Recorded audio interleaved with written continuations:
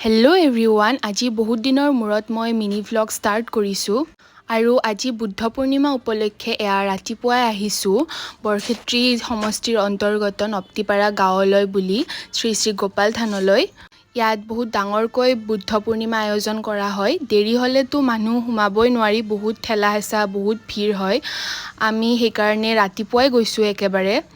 আৰু দেখিব পাইছে, ইমান ৰাতিপুৱাও ভক্তগণৰ সমাগম যথেষ্ট বেছি।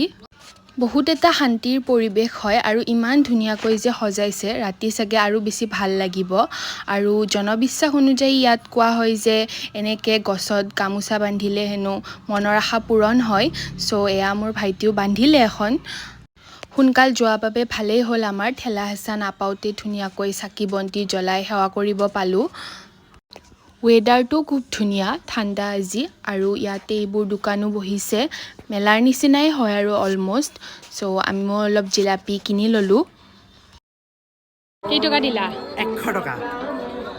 আৰু ইয়াৰ পিছতে আমি ঘৰলৈ বুলি উভতিলোঁ।